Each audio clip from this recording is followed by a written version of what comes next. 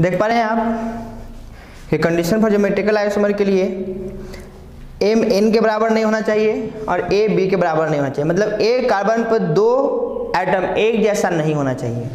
अगर ऐसा है तो वो ज्योमेट्रिकल आइसोमर निश्चित रूप से होगा। अब आप लोगों के दिमाग में ये भी चल रहा होगा कि a b के बराबर होने पर क्यों ज्योमेट्रिकल आइसोमर पॉसिबल नहीं है, और क्या m a के बराबर हो सकता है, n b के बराबर हो सकता है? तो बिल्कुल m a के बराबर हो सकता है, n b के बराबर हो सकता है, कहीं कोई दिक्कत नहीं है। लेकिन मैं बोल रहा हूं कि सेम कार्बन पर दो एटम एक जैसा नहीं होना चाहिए। होने पर क्या होगा कि जिसके कारण ज्योमेट्रिकल आइसोमर पॉसिबल नहीं हो पाएगा, इसके बारे में हम बात करते हैं। अगर मान लिया जाए कि m और a एक जैसा एटम है और n और b एक जैसा एटम है और ये a और b एक जैसा एटम है, तो हम यहाँ एज्यूम कर लेते हैं कि a है हमारा ये। अब m और a एक जैसा एटम है और n और a एक जैसा एटम है मान लिया जाए, और ये दोनों एक जैसा एटम है, तो हम लोग कह सकते हैं ये सेम साइड है, तो इसको सिस फॉर्म कह सकते हैं फिलहाल। ठीक है, अब हमको इसका ट्रांसफॉर्म बनाना है, इसका स्पेशल अरेंजमेंट चेंज करना है डबल बॉन्ड के लॉन्ग। तो क्या कहे थे कि एक कार्बन को रोटेट कर देना पड़ेगा आपको, तो इस कार्बन को आप रोटेट कीजिए। तो रोटेशन के बाद आपको जो दिखेगा वो क्या, वो ये कि जब दोनों ए ही था तो कौन ए ऊपर गया कौन ए नीचे आया, आपको कुछ समझ में नहीं आएगा। जब कुछ समझ में नहीं आएगा तो आप कैसे समझेंगे कि इसके रेस्पेक्ट में ये सीन पोजीशन पे है कि एंटी पोजीशन, यानी सीस पोजीशन पे है कि एंटी पोजीशन पे, यानी कि सेम साइड है कि अपोजिट साइड है, और ये इसके रेस्पेक्ट में सीस है कि एंटी है। कहने का मतलब है क्योंकि दोनों एक जैसा एटम था हमारा, तो रोटेट करने पर कौन ऊपर गया कौन नीचे आया कुछ हम लोग को समझ में आएगा नहीं, तो उसका स्पेशल अरेंजमेंट ऐसा लगेगा जैसे कि चेंज हुआ ही नहीं। और जब स्पेशल अरेंजमेंट चेंज नहीं हुआ तो हम सीधा सा बात कह सकते हैं कि हमारा ज्योमेट्रिकल आइसोमर का फॉर्मेशन नहीं हुआ, स्टीरियो आइसोमर का फॉर्मेशन नहीं हुआ, कॉन्फ़िगरेशन आइसोमर का फॉर्मेशन नहीं हुआ। इसलिए जरूरी है कि सेम कार्बन पर दो एटम जो है वो अलग अलग होने चाहिए। तो अभी m a के रेस्पेक्ट में सिस पोजीशन पे है, यानी कि सेम साइड है, n b के रेस्पेक्ट में सिस पोजीशन यानी कि सेम साइड है, तो हम यहाँ कह सकते हैं ये सिस है। तो अगर ये सिस होगा तो ट्रांस कैसा बनेगा, तो इसको एक कार्बन को सिर्फ रोटेट करना है आपको और कुछ नहीं, बाकी दूसरे कार्बन को ऐसे ही छोड़ दीजिए। ठीक है, अब देखिए m a के रेस्पेक्ट में अपोजिट साइड है तो ट्रांसफॉर्म है ना, और n जो है b के रेस्पेक्ट में कैसा है अपोजिट साइड में है तो ट्रांसफॉर्म। तो इस तरीके से आप बता सकते हैं कि कौन सा गिवन कंपाउंड का ज्योमेट्रिकल आइसोमर पॉसिबल होगा और कौन से गिवन कंपाउंड का ज्योमेट्रिकल आइसोमर पॉसिबल नहीं होगा। तो आइए इस चीज़ को हम लोग देखते हैं, कुछ कंपाउंड्स को देखते हैं और पता करने का प्रयास करते हैं कि कौन से गिवन कंपाउंड का ज्योमेट्रिकल आइसोमर पॉसिबल है और कौन से गिवन कंपाउंड का ज्योमेट्रिकल आइसोमर पॉसिबल नहीं है। फिर से आप ध्यान से मेरी बात सुने, मैं रिपीट कर दे रहा हूँ कि geometrical isomer only possible in case of carbon carbon double bond, यानी कार्बन कार्बन डबल बॉन्ड के लॉन्ग ही हम लोग ज्योमेट्रिकल आइसोमर देखेंगे, कार्बन कार्बन सिंगल बॉन्ड के लॉन्ग नहीं देखेंगे। ठीक है, कार्बन कार्बन ट्रिपल बॉन्ड के लॉन्ग नहीं देख सकते हैं क्योंकि वहां पर जब कार्बन कार्बन के बीच ट्रिपल बॉन्ड का फॉर्मेशन होगा तो दोनों कार्बन पर सिर्फ एक ही एटम्स होंगे, तो फिर वहां से भी आप पता नहीं कर पाएंगे कि वहां से रोटेट करने का कोई फायदा ही नहीं, क्योंकि एक ही एटम है तो रोटेट आप किस एटम को करेंगे आप लोग। ठीक है, तो जहां भी देखना है हमको क्या ज्योमेट्रिकल आइसोमर सिर्फ और सिर्फ कहाँ देखना है, डबल बॉन्ड के लॉन्ग। तो आइए हम लोग कुछ क्वेश्चन को देखते हैं। अब अगर सोचे कि CH2 डबल बॉन्ड CH2 क्या हमारा ज्योमेट्रिकल आइसोमर है, तो इसको सबसे पहले हम एक्सपैंड करके लिखते हैं। तो C डबल बॉन्ड C, यहाँ पर दो हाइड्रोजन है यानी कि H H H H। अब मैंने क्या कहा था कि सेम कार्बन पर दो एटम एक जैसा नहीं होना चाहिए, लेकिन यहाँ देखिए है, तो क्या इसका ज्योमेट्रिकल आइसोमर पॉसिबल है? तो बिल्कुल भी नहीं। दूसरा हमारा कंपाउंड है CH3CH डबल बॉन्ड CH2। इसको फिर से हम लोग एक्सपेंड करके लिखने का प्रयास करते हैं। तो CH3CH डबल बॉन्ड CH, कुछ इस तरीके से लिख सकते हैं।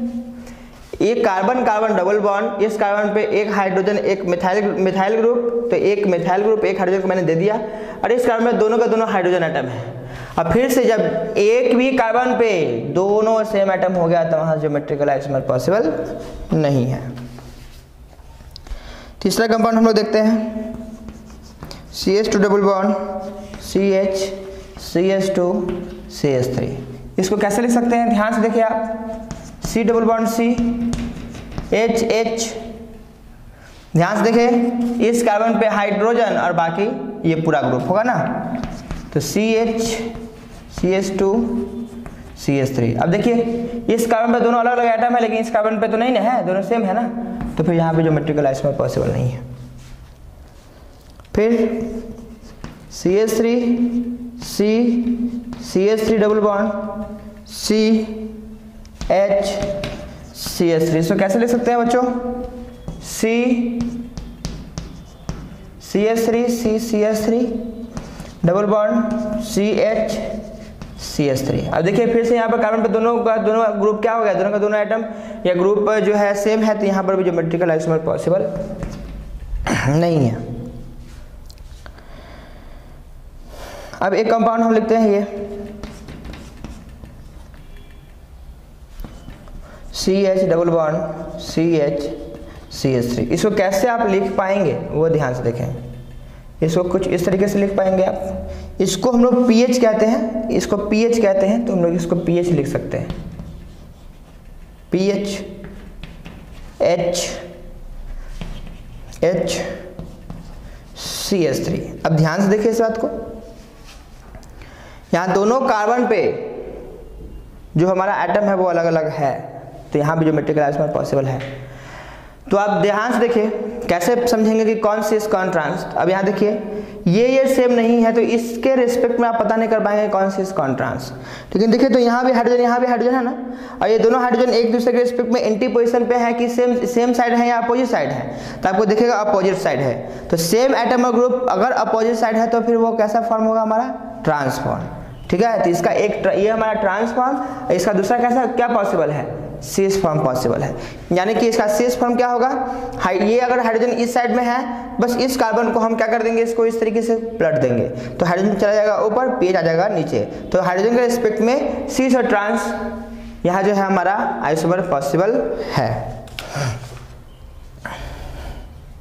फिर एक और क्वेश्चन देखते हैं हम लोग, CH double bond CH C double OH, और यहाँ भी C डबल OH। तो क्या बनेगा बच्चों? C double bond C double OH H C double bond OH H। अब देखिए दोनों कार्बन पे सेम एटम और ग्रुप नहीं है, तो यह भी हमारा आइसोमर ज्योमेट्रिकल आइसोमर शो करेगा। तो ये कैसा फॉर्म होगा बच्चों? सीस फॉर्म। क्यों? ये देखिए C double OH same side है ना, H सेम साइड है। कोई भी एक एटम एक जैसा एटम, कोई भी एक जैसा एटम अगर सेम साइड है तो सीस फॉर्म, अपोजिट साइड है तो ट्रांसफॉर्म। तो यहाँ पर भी ज्योमेट्रिकल आइसोमर ये शो करेगा, क्योंकि दोनों में से किसी भी कार्बन पे एक जैसा एटम और ग्रुप नहीं है, तो यहाँ भी ज्योमेट्रिकल आइसोमर शो करेगा। तो इस तरीके से आप बता पाएंगे कि हाँ किस में ज्योमेट्रिकल आइसोमर है, कौन ज्योमेट्रिकल आइसोमर शो करेगा, कौन ज्योमेट्रिकल आइसोमर शो नहीं करेगा। कुछ और भी एग्जांपल्स हम लोग देख लेते हैं, ध्यान से देखेंगे आप लोग।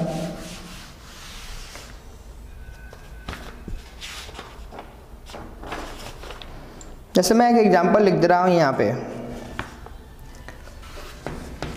CH2 double bond CH2 CH double bond CH CH3। इसको बच्चों लिख कैसे सकते हो? ध्यान से देखो, हमको ज्योमेट्रिकल आइसोमर देखना कहाँ है, सिर्फ और सिर्फ कार्बन कार्बन डबल बॉन्ड के लॉन्ग, यानी कि एक डबल बॉन्ड यहाँ दिख रहा है, एक डबल बॉन्ड यहाँ दिख रहा है। तो यहाँ से पॉसिबल हो सकता है, यहाँ से पॉसिबल हो सकता है, लेकिन क्या दोनों जगह से पॉसिबल हो सकता है? तो बिल्कुल, अगर वो ज्योमेट्रिकल आइसोमर कंडीशन को फॉलो करता है दोनों पोजीशन, तो वहाँ दोनों जगह से होगा। और अगर कोई भी एक जगह से फॉलो कर लेता है तो वहाँ से ज्योमेट्रिकल आइसोमर पॉसिबल होगा। कोई एक जगह से नहीं भी करेगा तो कोई दिक्कत नहीं है। तो इसको कैसे ले सकते हैं, ध्यान से देखिए आप, इस तरीके से लिख सकते हैं, डबल बॉन्ड CH। देखिए ध्यान से, इस कार्बन के बाद ये पूरा एटॉमिक ग्रुप है ना, तो CH2। अब ध्यान से देखिए, ये C पे कार्बन है हमारा, इस C पे हमारा डबल बॉन्ड है, जो C डबल बॉन्ड, इस पे H है हमारा, लिख दिया मैंने H, और इस कार्बन पे हमारा H और CH3, इस कार्बन पे H और CH3। कुछ इस तरीके से इसको हम लोग अरेंज कर सकते हैं। तो यहाँ से ज्योमेट्रिकल आइसोमर पॉसिबल नहीं है, क्योंकि यहाँ पर देखिए इस दोनों में से किसी भी एक कार्बन पर सेम एटॉमिक ग्रुप हो जाएगा तो वहाँ ज्योमेट्रिकल आइसोमर पॉसिबल नहीं होगा। तो इस कार्बन पे तो है, यानी कि इस डबल बॉन्डेड कार्बन के लॉन्ग हमारा ज्योमेट्रिकल आइसोमर पॉसिबल नहीं होगा। तो क्या यहाँ से पॉसिबल है? बिल्कुल है। देखिए यहाँ पर H और ये पूरा ग्रुप, और यहाँ पे H और ये CH3 डिफरेंट एटॉमिक ग्रुप है, तो यहाँ से पॉसिबल है। तो अभी अगर आपसे पूछेंगे कि अभी कौन सा फॉर्म बना हुआ है, तो देखिए हाइड्रोजन के रिस्पेक्ट में ये कौन सा फॉर्म है, अपोजिट साइड है ना, तो ट्रांस फॉर्म है। अब एक और क्या बना सकते हैं कि हाइड्रोजन को सेम साइड कर दे, तो कैसा फॉर्म बन जाएगा, सीएस फॉर्म। अब आप ध्यान से देखेंगे,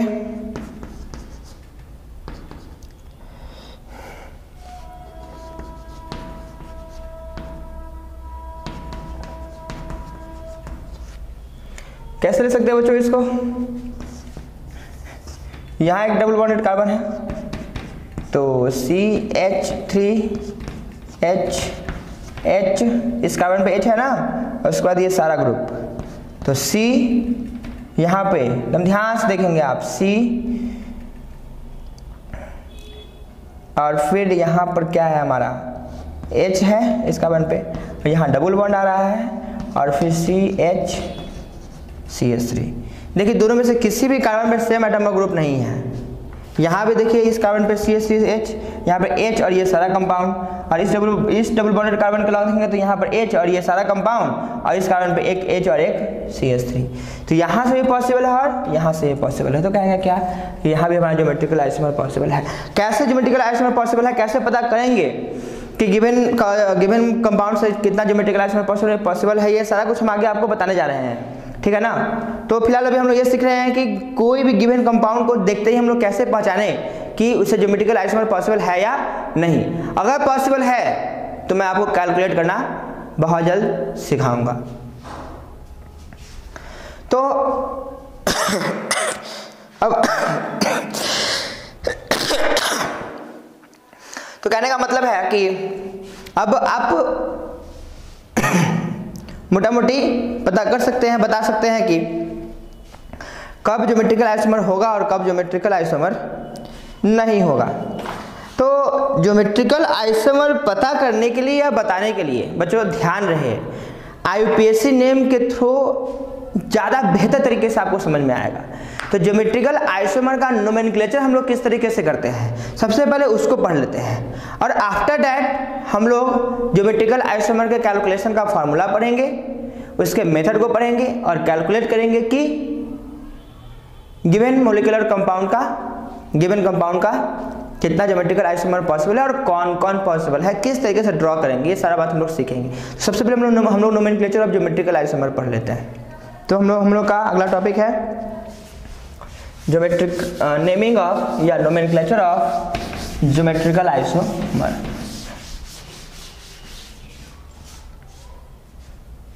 नोमेनक्लेचर ऑफ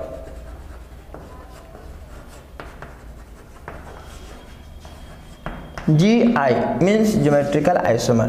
तो पहला हमारा है cis trans nomenclature.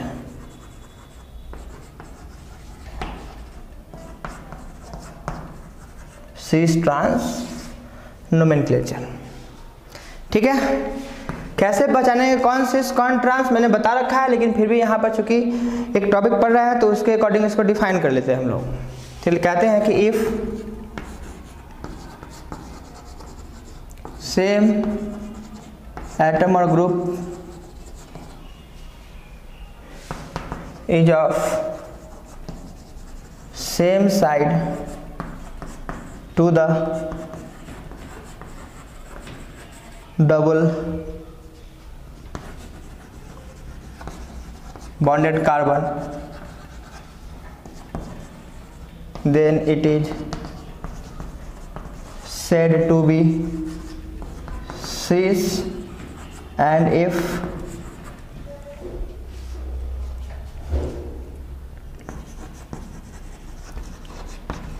same atom or group is of opposite side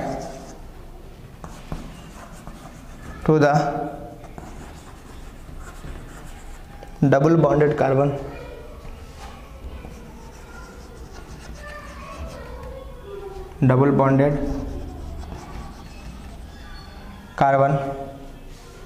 then it is said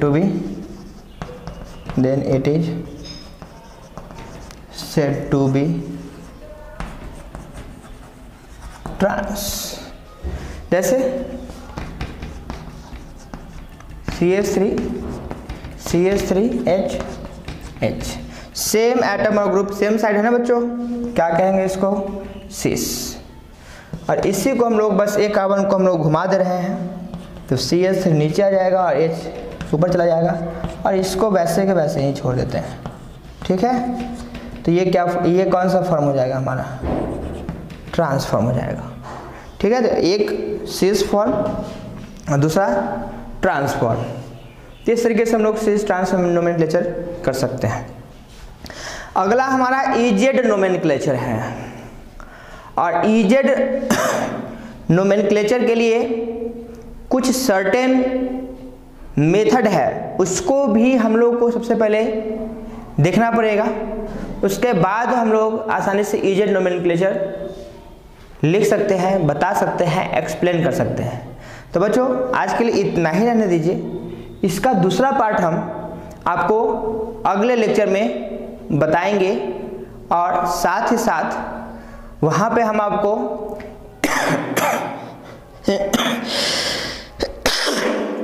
ये भी बताएंगे कि how can B calculate the number of geometrical isomer from a given molecular compound.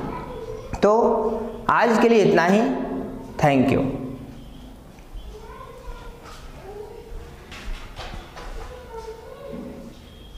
ठीक है sir. Hello everyone, I am Manish Anand and welcome back to my YouTube channel. हम लोग पिछले classes में नोमेनक्लेचर ऑफ ज्योमेट्रिकल आइसोमर देख रहे थे, और जिसमें हम लोगों ने सिस ट्रांस नोमेनक्लेचर को देख लिया था। आज हम लोग इजेड नोमेनक्लेचर देखते हैं कि इजेड नोमेनक्लेचर होता क्या है।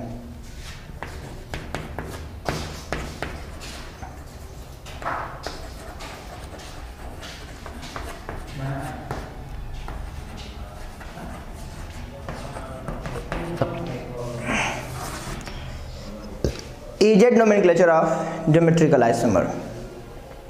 सबसे पहले मैं बता दूं कि ई का सेंस जो है वो इंट जेजेन से है,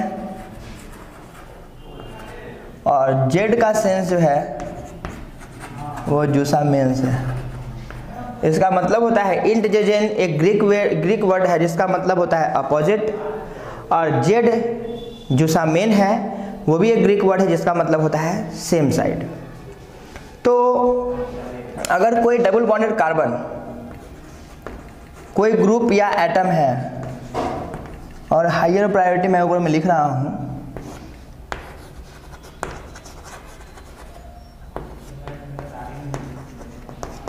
हायर प्रायोरिटी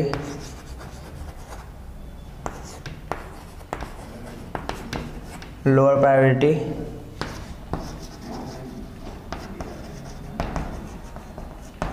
लो प्रायोरिटी। तो कहते हैं कि अगर कोई भी डबल बॉन्डेड कार्बन पे अगर हायर प्रायोरिटी वाला ग्रुप सेम साइड है तो वह जेड कहलाएगा। और अगर हायर प्रायोरिटी या लोअर प्रायोरिटी अपोजिट साइड है तो उसको हम लोग कहते हैं ई आइसोमर। और अगर सेम साइड होगा, हायर प्रायोरिटी और लोअर प्रायोरिटी ऑफ ग्रुप और एटम सेम साइड होगा तो उसको क्या कहेंगे हम लोग, जेड आइसोमर। तो देखिए हायर प्रायोरिटी वाला, हायर प्रायोरिटी सेम साइड है तो इसको हम लोग बोलेंगे जेड आइसोमर। वही अगर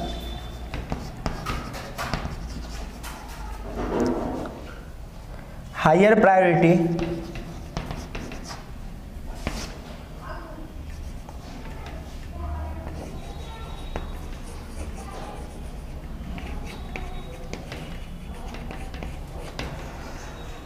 और लोअर प्रायोरिटी वाला ग्रुप अगर अपोजिट साइड हो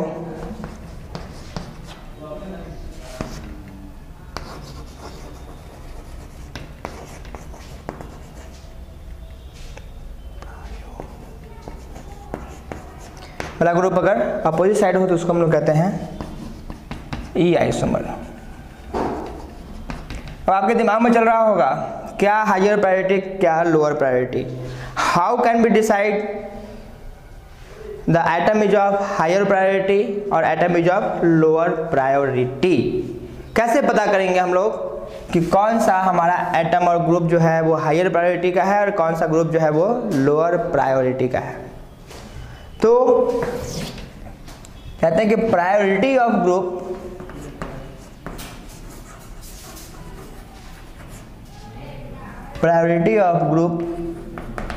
will be decided on the basis of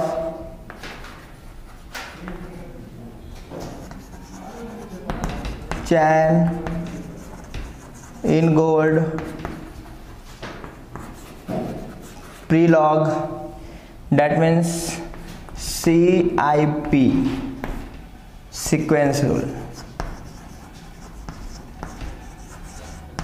ठीक है, यानी कि इजेड नोमेनक्लेचर करने के लिए हमें सीआईपी सीक्वेंस रूल आना चाहिए और सीआईपी सीक्वेंस रूल के बेसिस पे हम लोग किसी भी एटम और ग्रुप का प्रायोरिटी पता कर लेंगे और प्रायोरिटी के अनुसार हम लोग उसका इजेड नोमेनक्लेचर डिसाइड कर पाएंगे। तो आइए हम लोग देखते हैं इजेड सीआईपी सीक्वेंस रूल क्या है।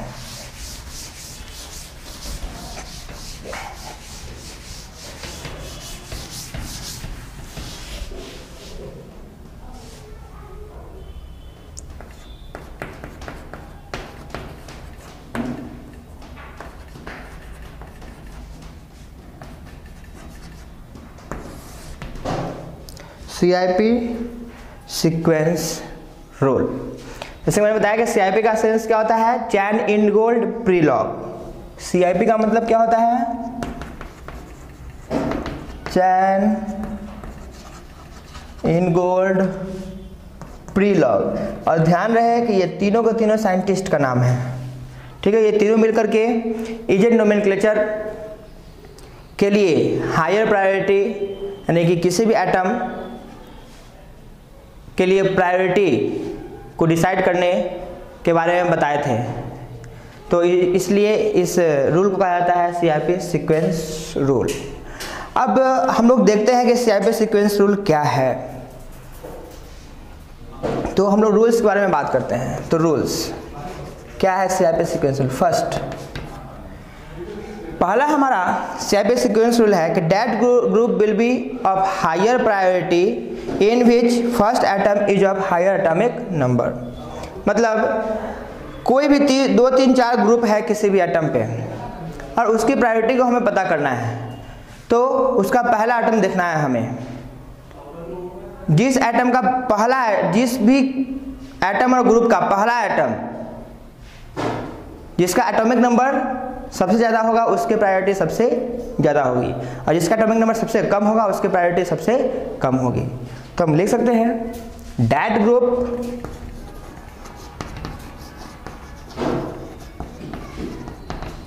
will be of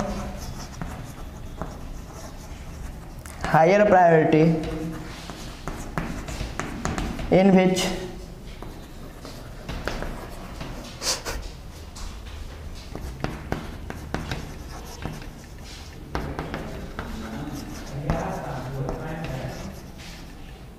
higher atomic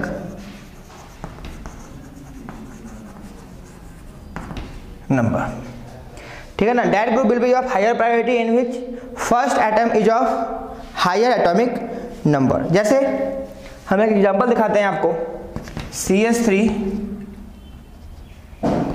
NH2 Cl और H, ये कि चारों ऐसे एटम और ग्रुप है जो किसी डबल बॉन्डेड कार्बन पे अटैच्ड रहेंगे, ठीक है। और इन सारी की प्रायोरिटी मुझे पता करनी है, तो बहुत आसान सा बात है, ध्यान से देखिए। इन सबों को एक्सपैंड करके लिख दे आप, तो C H H H N H H H, यहाँ कुछ नहीं दोबारा, Cl ही है सिर्फ, और यहाँ सिर्फ और सिर्फ H ही है। तो फ्री वैलेंसी जिस भी एटम से जुड़ा होगा उसको हम लोग पहला एटम कहते हैं। तो फ्री वैलेंसी कार्बन से, यानी कि हमारा पहला कार्बन पहला एटम होगा, और पहला एटम से जो एटम जुड़ा रहेगा उसको क्या कहेंगे, दूसरा एटम। ये भी दूसरा है, ये भी दूसरा है। पहला एटम से ये भी एटम जुड़ा हुआ है तो ये भी दूसरा, पहला एटम से ये भी जुड़ा हुआ है तो ये भी दूसरा एटम, और पहला एटम से ये भी जुड़ा हुआ है तो ये भी दूसरा एटम। अब यहाँ फ्री वैलेंसी नाइट्रोजन के पास है ना, तो नाइट्रोजन हमारा क्या होगा, पहला एटम होगा, हाइड्रोजन दूसरा एटम होगा, हाइड्रोजन दूसरा एटम होगा, हाइड्रोजन दूसरा एटम होगा। यहाँ क्लोरीन एक ही है तो ये पहला एटम यही हो जाएगा हमारा, और ये पहला एटम हो जाएगा। तो सबका सबसे पहले हम लोग पहला एटम देखते थे। इसका कार्बन है, इसका नाइट्रोजन है, इसका क्लोरीन है, और इसका हाइड्रोजन है। तो पहला एटम से अगर डिसाइड नहीं होता है तो हम लोग दूसरा एटम को देखेंगे, लेकिन पहला एटम से डिसाइड हो गया तो फिर दूसरा एटम देखने की आवश्यकता आप लोग को नहीं है। तो ध्यान से देखिए, पहला एटम यहाँ पे कार्बन है, कार्बन का एटॉमिक नंबर होता है 6। नाइट्रोजन है, नाइट्रोजन का एटॉमिक नंबर होता है 7, और क्लोरीन है, क्लोरीन का एटॉमिक नंबर होता है 17, और हाइड्रोजन का 1। अब बताइए आप लोग कि किसका एटॉमिक नंबर सबसे ज्यादा है। तो ऑब्वियसली सबसे ज्यादा किसका है, क्लोरीन का, फिर नाइट्रोजन का, फिर कार्बन का, और फिर हाइड्रोजन का, ठीक है। अगर इसी को अगर हम लोग इस तरीके से दिखा देते, CH3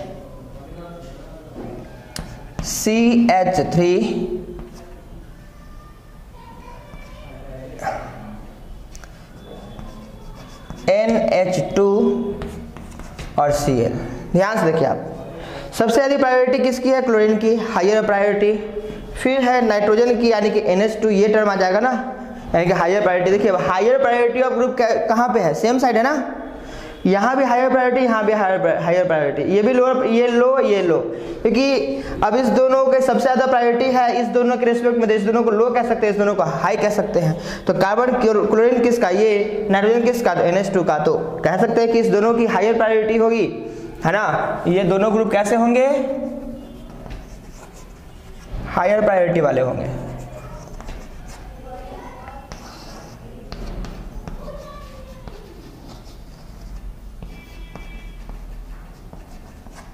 और ये दोनों कैसे ग्रुप होंगे,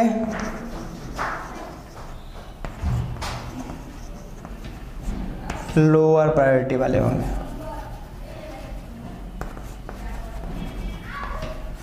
ठीक है, तो हायर प्रायोरिटी वाले ग्रुप को क्या कहते हैं हम लोग, जेड आइसोमर। इसका नाम लिखेंगे या नाम से पहले बस जेड लगा देंगे, तो जेड। वही अगर अपोजिट साइड होता है तो हमारा कैसा होता है, ई। Z for Jusamin, which is a Greek number which means same side, and Int is also a Greek number which means opposite side।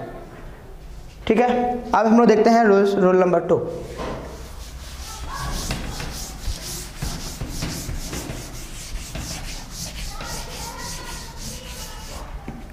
Roll number 2,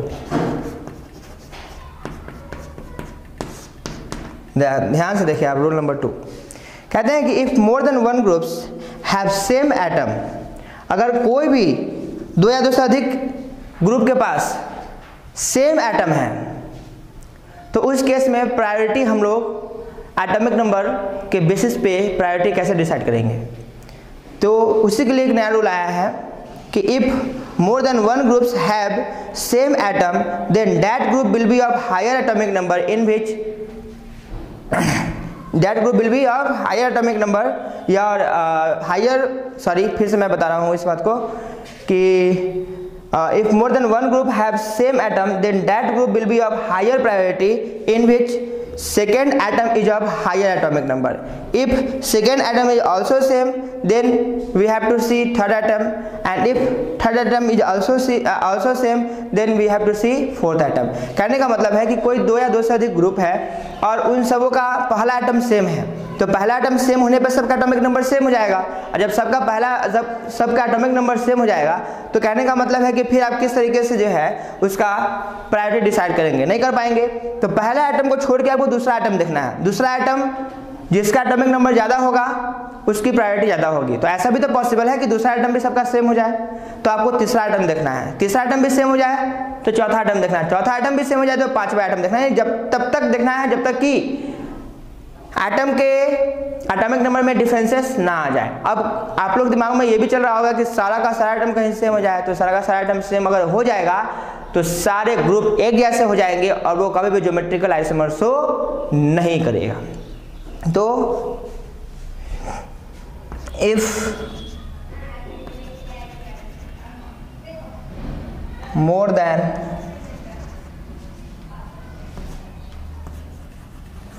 two groups having same atom, then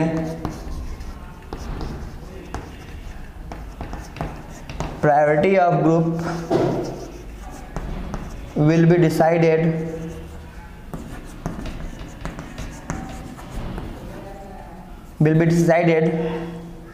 to see second atom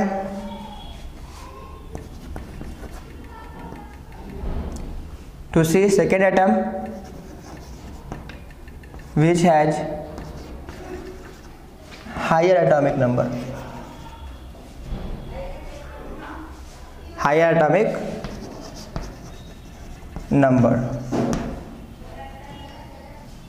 ऐसा भी कहा जा सकता है if second atom is also same,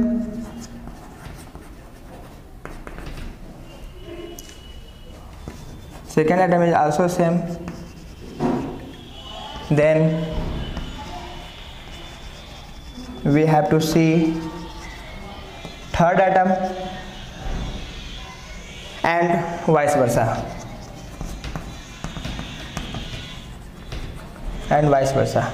अगर तीसरा item भी same हो जाएगा तो चौथा आइटम देखेंगे, चौथा आइटम सेम हो जाएगा तो पांचवा आइटम देखेंगे। इस तरीके से हम लोग प्रायोरिटी ऑफ ग्रुप डिसाइड करेंगे। जैसे मैं एक एग्जांपल बता रहा हूँ आपको, अब ध्यान से देखें। CH3 CH2 CH3 CH2 CH2 CH3 और CH3 CH3। ध्यान से कि चारों ग्रुप को मैंने लिखा है। मैंने क्या कहा कि सबसे पहले इसको एक्सपेंड कर दीजिए आप।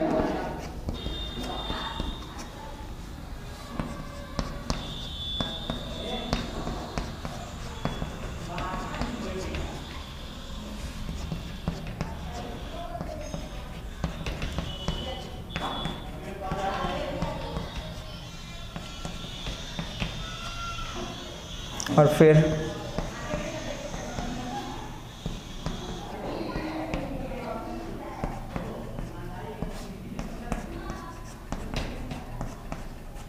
कुछ इस तरीके से।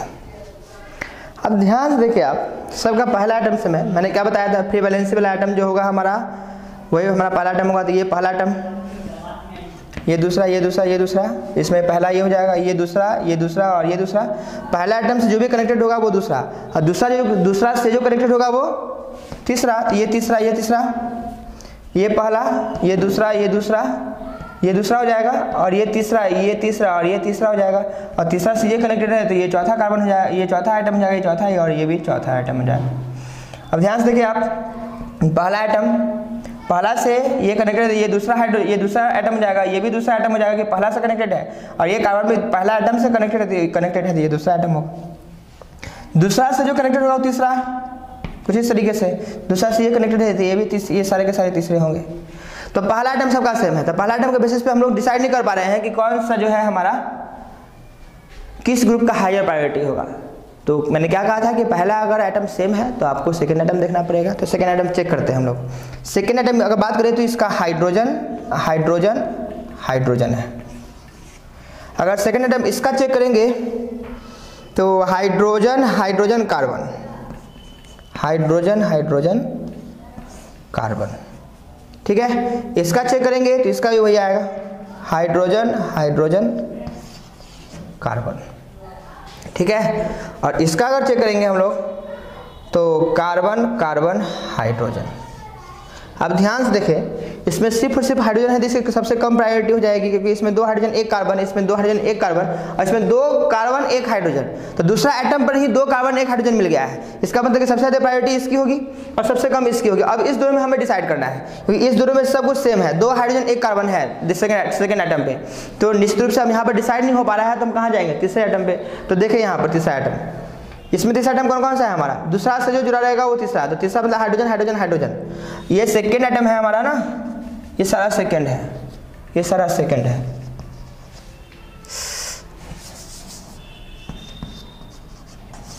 ये सारा सेकेंड है हमारा, है ना।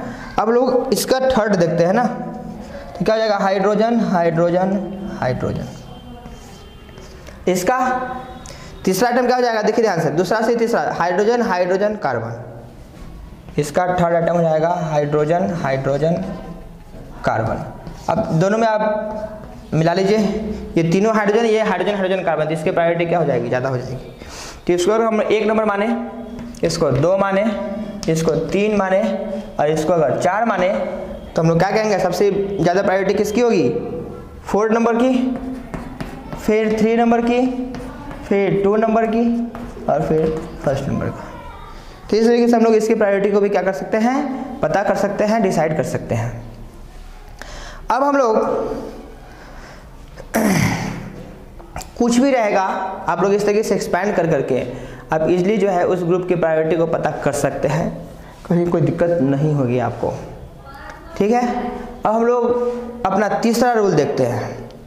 अब कहा जाता है कि if there is a double bond और triple bond present at the atom, कहा जाता है कि if there is a double bond और triple bond present at 2 atoms in a group then it is written as. कहने का मतलब है कि मान लीजिए कि ऐसा कोई भी ग्रुप आ गया जिसमें डबल और ट्रिपल बॉन्ड प्रेजेंट है, तो उस केस में उसको हम लोग उसकी प्रायोरिटी को किस प्रकार से पता करेंगे, किस प्रकार से डिसाइड करेंगे। तो उसके लिए सबसे पहले डबल बॉन्डेड एटम्स को लिखने का कुछ तरीका होता है, उसको सबसे पहले उस तरीके से हम एक्सपैंड करेंगे और आफ्टर दैट हम लोग फर्स्ट सेकंड थर्ड एटम को क्या करेंगे, देखेंगे। तो आइए हम लोग देखते हैं कि डबल बॉन्डेड एटम्स को किस तरीके से लिखा जाता है।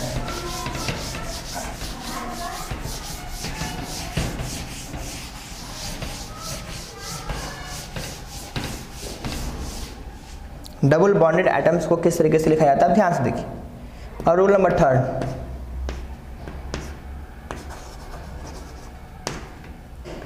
if there is a double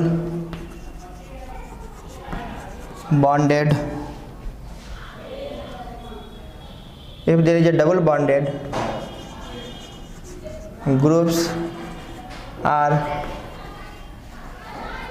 present,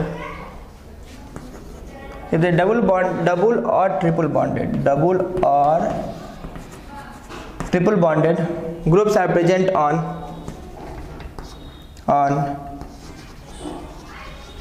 double bonded carbon, then it will be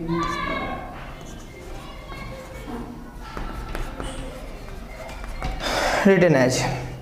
क्या मतलब है इसका, इसको किस तरीके से हम लोग रिटेन करेंगे वो ध्यान से देखें आप लोग।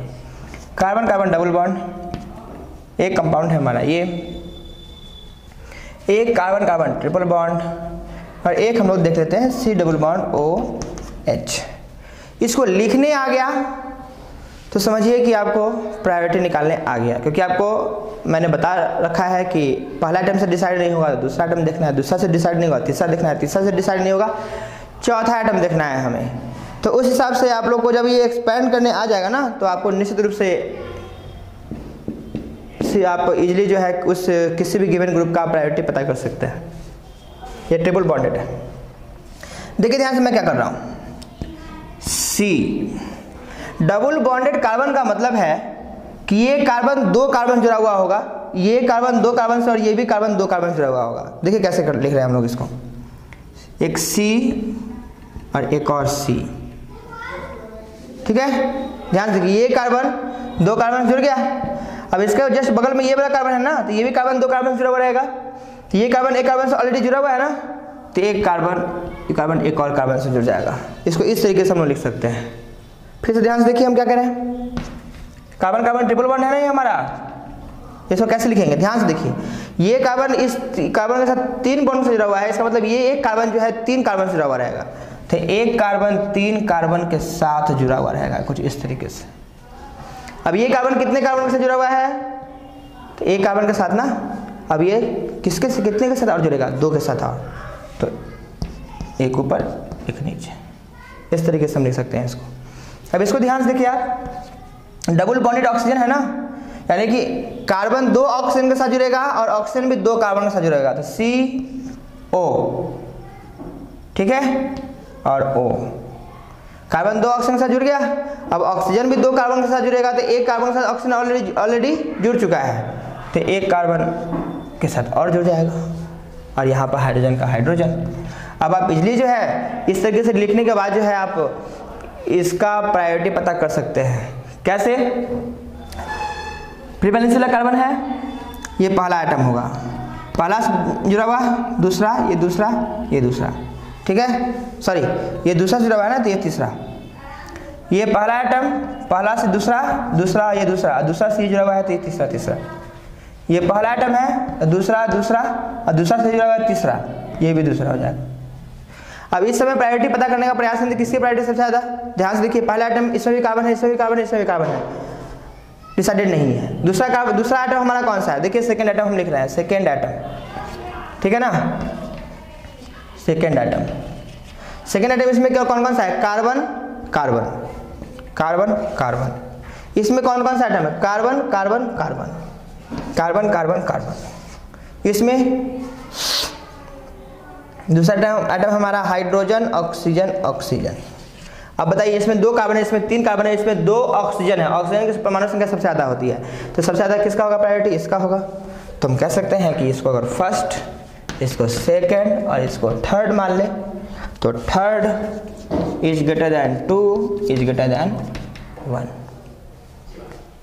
इस तरीके से हम लोग इसको एक्सपेंड करके इजीली हम लोग किसी भी गिवन एटम और ग्रुप का प्रायोरिटी पता कर सकते हैं। और भी मैं एग्जांपल्स देता हूं इसका।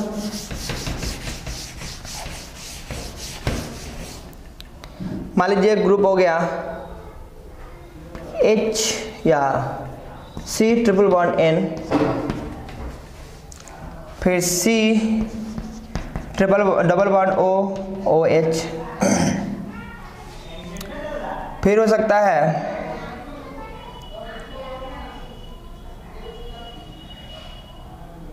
NO2,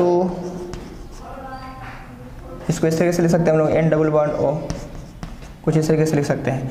अब तीनों की प्रायोरिटी मुझे पता करनी है, तो बहुत आसान सा बात है, करते हैं ना। तो इसको कैसे लिख सकते हैं, ट्रिपल बॉन्ड के साथ है, यानी कार्बन तीन नाइट्रोजन के साथ और नाइट्रोजन भी तीन कार्बन के साथ, तो कार्बन तीन नाइट्रोजन के साथ, कुछ इस तरीके से। नाइट्रोजन भी तीन कार्बन के साथ, एक कार्बन के साथ जुड़ चुका है ऑलरेडी, तो एक कार्बन और एक कार्बन और। अब यहाँ देखिए कार्बन दो ऑक्सीजन के साथ जुड़ेगा और ऑक्सीजन में दो कार्बन के साथ, एक कार्बन के साथ ऑलरेडी जुड़ चुका है, एक और कार्बन के साथ जुड़ गया, और OH। नाइट्रोजन है N O N, और ये ऑक्सीजन भी किस सॉरी दो ऑक्सीजन के साथ, और ये ऑक्सीजन एक नाइट्रोजन के साथ जुड़ चुका है, तो एक और नाइट्रोजन के साथ जुड़ेगा, और यहाँ पर एक, कुछ इस तरीके से। अब आप ध्यान से देखिए, डिसाइड कीजिए, ये फर्स्ट आइटम, ये सेकंड, ये सेकंड, ये सेकंड, ये थर्ड, ये थर्ड, ये first second second second third third, ये फर्स्ट सेकंड सेकंड सेकंड और ये थर्ड। तो फर्स्ट आइटम से इसका कार्बन है, इसका नाइट्रोजन है, तो पहला आइटम से तो ये डिसाइड हो जा रहा है कि सबसे ज़्यादा इसका प्रायोरिटी है। लेकिन सेकेंड दोनों का फर्स्ट आइटम इसका सेम है, तो सेकेंड आइटम हम लोग देखेंगे इस दोनों। तो सेकेंड आइटम इसका क्या है, nitrogen nitrogen nitrogen nitrogen nitrogen nitrogen. इसका क्या है, ऑक्सीजन ऑक्सीजन ऑक्सीजन। आप ध्यान से देखें इस चीज़ को कि यहाँ नाइट्रोजन है और यहाँ सारा का सारा क्या है, ऑक्सीजन है। ठीक है, तो इसका मतलब कि नाइट्रोजन से ज़्यादा हम जानते हैं कि ऑक्सीजन की एटॉमिक नंबर होती है, तो जिसका एटॉमिक नंबर ज़्यादा होगा वही क्या होगा, हमारा ज़्यादा प्रायोरिटी का होगा। तो प्रायोरिटी विल बी डिसाइडेड, क्या हो जाएगा, अब इसको फर्स्ट एज्यूम कर लिया जाए, इसको सेकंड एज्यूम कर लिया जाए और इसको थर्ड एज्यूम कर लिया जाए। तो कहते हैं कि third is greater than second is greater than first. इस तरीके से प्रायोरिटी पता करके इजीली इजेड नोमेनक्लेचर कर सकते हैं, कहीं कोई दिक्कत नहीं होगी आपको। अब मैं इजेड नोमेनक्लेचर करके दिखाता हूं आपको।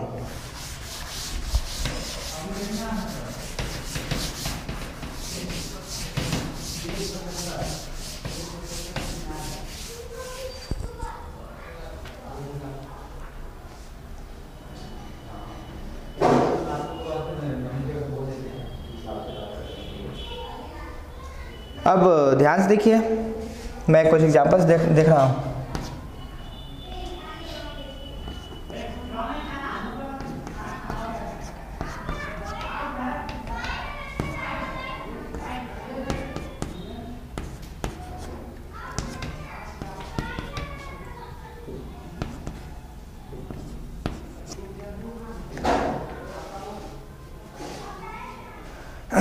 अब ध्यान से देखिए, इसकी प्रायोरिटी डिसाइड करनी है। तो हम जानते हैं कि सबका पहला आइटम कार्बन है और इसका क्लोरीन, तो ये सबसे पहला हमारा आइटम हो जाएगा। अब इन सबों में चेक करना पड़ेगा ना, तो फटाफट चेक कर लेते हैं हम लोग। अगर कार्बन को लिखेंगे तो कुछ इस तरीके से लिखेंगे हम लोग, इसको लिखने का प्रयास करेंगे, इसको तो कुछ इस तरीके से लिखेंगे,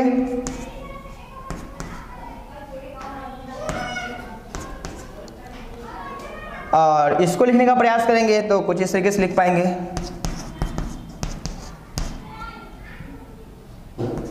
अब ध्यान से देखिए, आप सबका पहला आइटम कार्बन है, दूसरा आइटम इसका क्या है, कार्बन कार्बन कार्बन, इसमें ऑक्सीजन ऑक्सीजन हाइड्रोजन और इसमें कार्बन कार्बन। तो देख रहे हैं यहाँ पर क्या है, यहाँ कार्बन कार्बन कार्बन, यहाँ ऑक्सीजन ऑक्सीजन हाइड्रोजन और यहाँ क्या हो जाएगा दूसरा आइटम कार्बन कार्बन। अब ध्यान से देखिए आप कि यहाँ जो हमारा डबल बॉन्डेड ऑक्सीजन था, सॉरी ये जो हमारा ये था एल्कीन, सॉरी यहाँ पर H, तो CCH। आप ध्यान से देखें, यहाँ 3 कार्बन, यहाँ ऑक्सीजन, यहाँ पर क्या है 2 कार्बन है। तो आप ध्यान से देख लीजिए इस बात को कि इसमें सबसे ज़्यादा प्रायोरिटी किसका है, इसका, इसके बाद इसका, इसके बाद इसका हो जाएगा ना। तो हम लोग कहेंगे सेकेंड, ये हमारा इसको थोड़ा सा हम और रीअरेंज कर देते हैं, इसको रीअरेंज कर करके कुछ हम यहाँ लिख दे रहे हैं। तो यहाँ Cl और यहाँ C ट्रिपल बॉन्ड CH, तो ये फर्स्ट, ये सेकेंड, ये थर्ड और ये फोर्थ। तो हम कह सकते हैं ना कि higher priority of group same side, तो ये कैसा हो जाएगा, Z आइसोमर।